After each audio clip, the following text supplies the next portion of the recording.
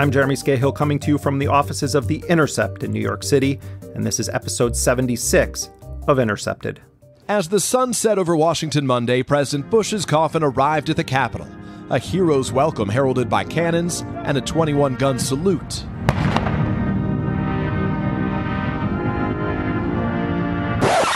The national religion of the United States is American exceptionalism, and we are now in the midst of a grotesque canonization of one of its imperial saints, George Herbert Walker Bush. And right now, at this moment, every media outlet in this country, every politician, Democrat and Republican, is engaged in collective eulogy based on lies. Lies about who Bush was, lies about his policies, lies about the mass killing he oversaw during his life at the highest levels of power in the U.S. government. George Herbert Walker Bush was an unrepentant war criminal who spent the overwhelming majority of his life making the world a worse place, a more dangerous place, and he leaves behind a global trail of tears, of bloodshed, of death and destruction. His legacy can be seen in the poverty and corruption of Central and Latin America. It can be seen in the never-ending killing fields of Iraq. It can be seen in the international criminals that he pardoned after Iran-Contra and the systematic violence of the so-called war on drugs. This legacy can be seen in the scourge of AIDS, the presence of a sexual harasser, Clarence Thomas, on the Supreme Court, who in a sick irony of history replaced Thurgood Marshall, the first black Supreme Court justice and a noble man.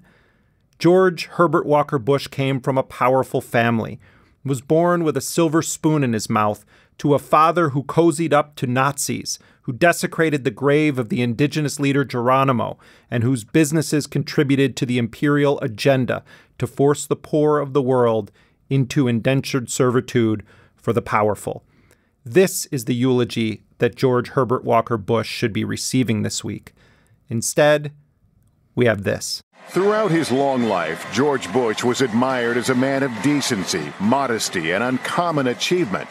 Values that, to the end, reflected what was most important to him, his family. I just want to get up into heaven, and I don't get there by bragging on myself. My mother told me that years ago. George Herbert Walker Bush today is being remembered as a great man and as a gentle soul. The 41st president honored today not just as a statesman, but as a father and neighbor. The Houston Symphony paying tribute to his love of colorful socks. The U.S. and international news media are engaging in sick propaganda.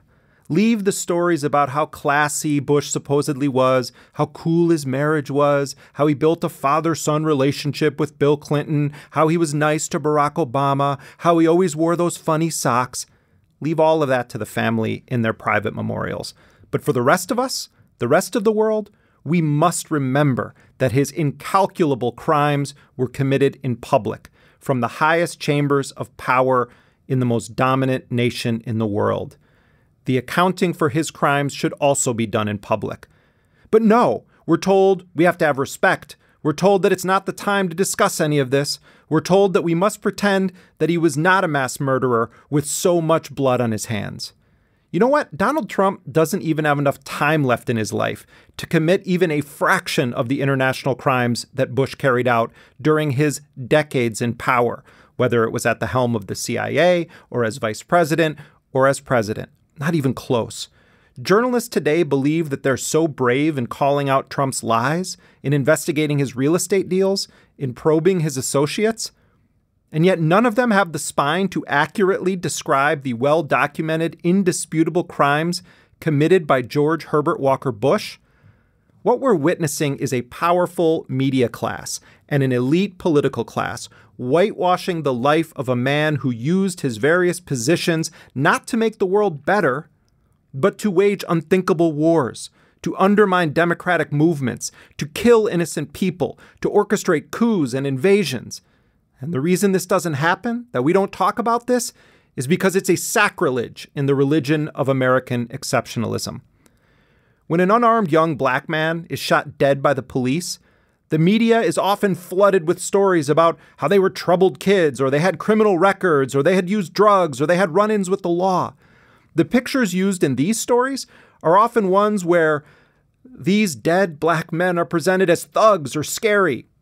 Journalists probed the life of Trayvon Martin, Mike Brown, Eric Garner. News organizations did everything in their power to smear these people in death with absolutely no regard for their families, no respect for their humanity.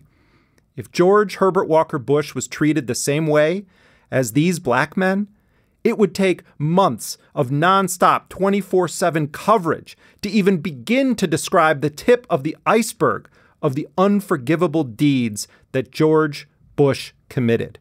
Why? Because he committed his crimes as president of the United States, and the nature of his crimes was imperial. He did it with bombs and tanks and invasions and coups.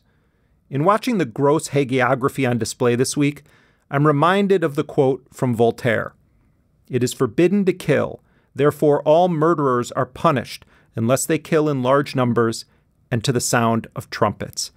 That is who George Herbert Walker Bush was, a man who killed in large numbers to the sound of trumpets. And that's why all of these powerful news organizations, all of these Democrats and Republicans are engaging in willful lies, intentional whitewashing. It's sickening to watch all of this and to remember the countless lives that this man was responsible for ending across the globe. Can you imagine watching a memorial service for a warmonger leader of another nation, and if instead of their vast crimes, we were bombarded with stories of their funny socks and their sense of humor and how good of a husband or father they were? The pictures of their service dog next to a casket? For Bush's victims across the world, that's their reality right now. That's their reality this week.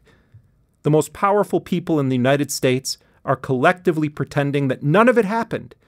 You want to talk about disrespecting the dead? Let's talk about the more than 400 people that Bush incinerated in a Baghdad bomb shelter in February of 1991. How does this celebration of their murder and Bush's sense of humor and funny socks feel to their families? Bush dropped nearly 90,000 tons of bombs on Iraq.